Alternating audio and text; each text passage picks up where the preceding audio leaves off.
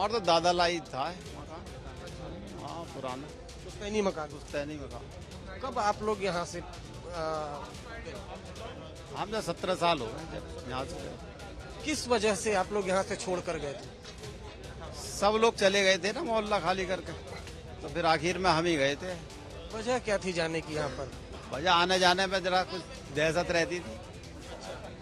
डर नहीं, डर का माहौल था आने जाने में, बात अकेले रहते थे।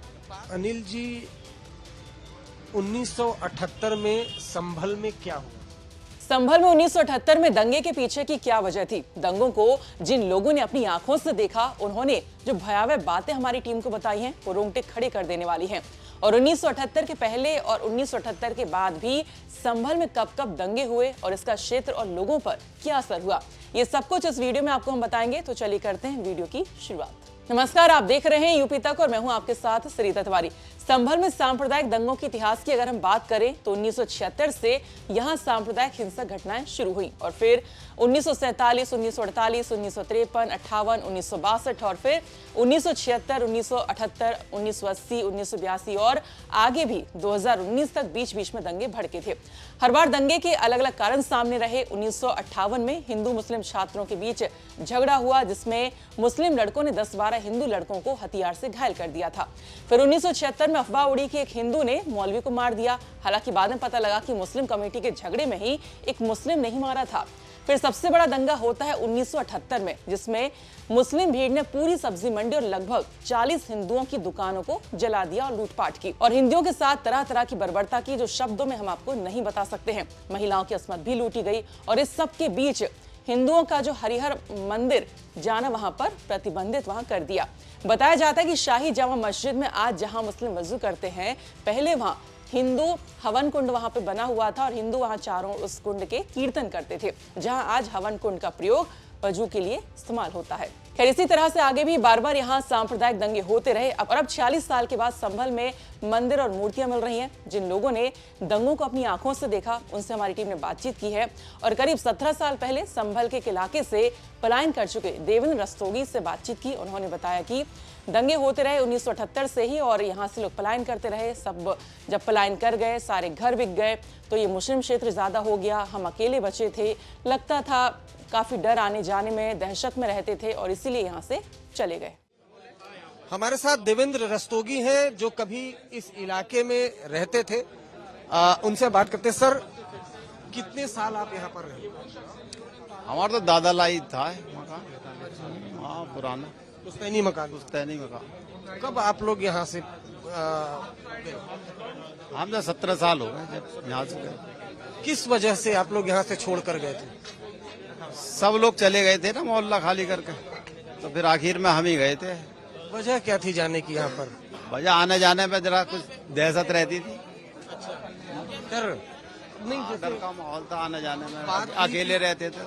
बात हुई रात कि में दिन में आते। 78 का जो दंगा हुआ, उसके बाद यहाँ से धीरे धीरे लोग करके चले गए। 78, 80, 82 में दंगे होते रहे 2-2 साल बाद, तो इस वजह से सब पलायन करते चले गए धीरे धीरे। वहीं संभल में रहने वाले स्थानीय बुजुर्ग अनिल ने 1978 के दंगों को लेकर बताया कि वहां पर उन्होंने क्या कुछ देखा। हमारे वरिष्ठ सहयोगी अरविंद ओझा ने उनसे बातचीत की, तो उन्होंने बताया कि 1978 में जब दंगे हुए और उसके बाद कब कब दंगे हुए, दंगों में उन्होंने क्या कुछ देखा। सुनिए क्या कह रहे हैं अनिल। अनिल जी, 1978 में संभल में क्या हुआ? 1978 में हम दुकान पर बैठे थे अपनी, तो लगभग दोपहर का 11-12 बजे तक का समय था। उधर से एकदम बड़ी तेज भगदड़ सी मचती हुई आई। हमारी जानकारी में कुछ नहीं था क्या बात है। थोड़ी देर में पता लगे कहीं लड़कियों को छेड़ दिया है, डिग्री कॉलेज की उन पर रंग डाल दिया है, ऐसा कुछ बताया उन्होंने, लेकिन सही जानकारी नहीं मिली। इससे भी जो चारों तरफ भगदड़ मचाई और लोग अपने अपने घर को जाने लगे। उसके बाद पता लगे नखास में कुछ ज्यादा कुछ गड़बड़ हो रही है। हम भी छोटे थे, तो हमारी हिम्मत तो नहीं हो रही थी कहीं जाने की।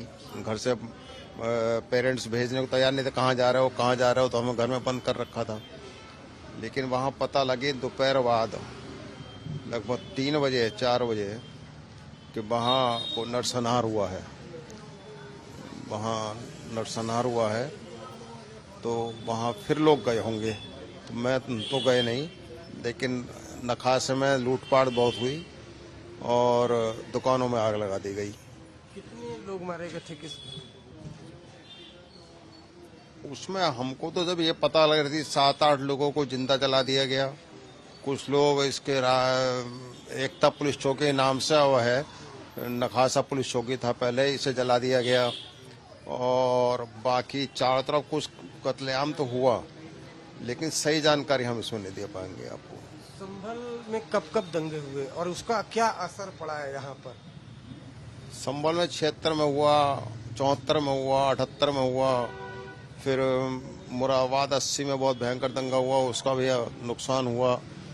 और फिर NRC टाइम पे यहाँ का कर्फ्यू जैसे हालात रहे, तो उससे यहाँ का व्यापार भी प्रभावित हुआ।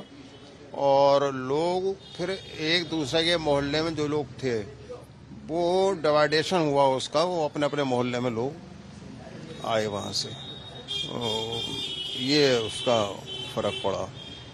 और व्यापार में बहुत बड़ा फर्क पड़ा, उसका व्यापार कम हुआ उससे। क्या आप ये मानते जो आंकड़े हैं कि जो हिंदू पॉपुलेशन है वो यहाँ से माइग्रेट हो गया, पलायन हो गया, दूसरे शहरों में चले गए? आप काफी पुराने हैं, क्या देखते हैं, कैसे देखते हैं दंगों का क्या असर पड़ा अलग अलग समुदाय में? वो जितना जिसको वहाँ कैपेसिटी मोहल्लों में रहने वालों की, वो लोकल में उन्होंने जगह ले ली बाहर हिंदू मोहल्लों में जाके, या कुछ लोग जो बाहर जा सकते थे रिश्तेदारी में अपनी बहू ने जगह दिलवा दी तो बाहर रहने लगे। तो उससे व्यापार भी प्रभावित हुआ और उनका जीवन भी प्रभावित रहा कई साल तक। अपने आप को एडजस्ट करने में समय तो लगता है थोड़ा सा, वो भी रहा, पलायन हुआ सब चारों तरफ से। साथ ही कुछ लोगों ने दंगे में महिलाओं और पुरुषों के साथ हुई बर्बरता की जो कहानी हमें बताई है वो काफी भयावह है, हम आपको शब्दों में नहीं बता सकते हैं। 1978 दंगे में कितने लोग मारे गए और हिंदुओं की आबादी कम होने के सवाल पर यहाँ के डीएम ने क्या कहा वो भी सुनिए।